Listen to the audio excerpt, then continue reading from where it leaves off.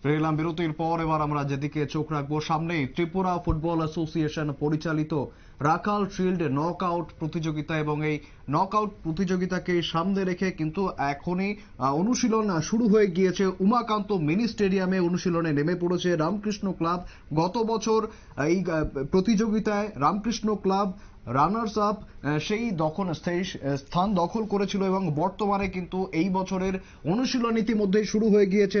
রামকৃষ্ণ ক্লাবের প্রথম দিনের অনুশীলনে মণিপুরের 7 জন ফুটবলারকে নিয়ে অনুশীলন করতে দেখা যায় কোচ কৌশিক রায়কে। আগামী 1-2 দিনের মধ্যে আসাম, মণিপুর, কালিম্পং ও রাজ্যের 7 জন ফুটবলার অনুশীলনে যোগ দিতে পারেন, এমনটাই জানাচ্ছেন ক্লাবের সদস্য অমিত দেব। তিনি ঠিক কি জানাচ্ছেন শোনাবো। ক্লাব গত বছরের রাখাল শিল্ডের রানার্স আপ দল, তো এইবার যাতে আমরা চ্যাম্পিয়ন হইতে পারি, চ্যাম্পিয়নের নিয়ে এবং ভালো খেলা উপহার দেওয়ার জন্য আমরা বহির্রাজ্যের ইন্টারস্টেট মণিপুর, কালিম্পং এবং আসামের প্লেয়ার নিয়ে আমরা দল গড়েছি। স্থানীয়দের আছে 7-8 জন, আর বি ডিভিশনের লিয়েনও আমরা দেখছি যে 2-1 জন নেওয়ার মতন প্লেয়ার আছে কিনা। এই টিম আমরা মোটামুটি আপাতত 20 জনের দল প্রস্তুত রাখছি। আর এর মধ্যে আমরা রাত্রিবেলায়, যেহেতু খেলা হবে, আমরা রাত্রিবেলায়ও একটা প্রস্তুতি ম্যাচ খেলার জন্য তৈরি হচ্ছি। আপাতত আপনাদের ক্লাবে কোন রাজ্যের প্লেয়ার এসেছে? আপাতত মণিপুরের প্লেয়াররা আজকে প্রথম দিন নামলো 7 জন প্লেয়ার। কাল 3-4 দিনের মধ্যে সব প্লেয়ার এসে যাবে। আর আমাদের এইবার বাজেট আছে 17 লক্ষ টাকা, রামকৃষ্ণ ক্লাবের এইবারের বাজেট। আশা কিরকম করছে? আশা তো বললামই, গত বছর রানার্স হয়েছে, অল্পেতে আমরা চ্যাম্পিয়ন হতে পারি না।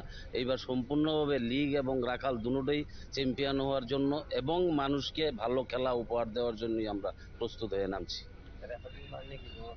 রেফারি আশা করছি যে আমাদের স্থানীয় রেফারিরাই ভালো করবো, তবে নজর রাখতে হবে আমাদের প্রথম থেকে কি অবস্থা আছে। না হলে টিএফ এর সঙ্গে আমরা কথা বলবো যাতে বহির্রাজ্যের রেফারি আনা হয়। তবে স্থানীয়দের উপরে আমি ভরসা রাখি আমরা।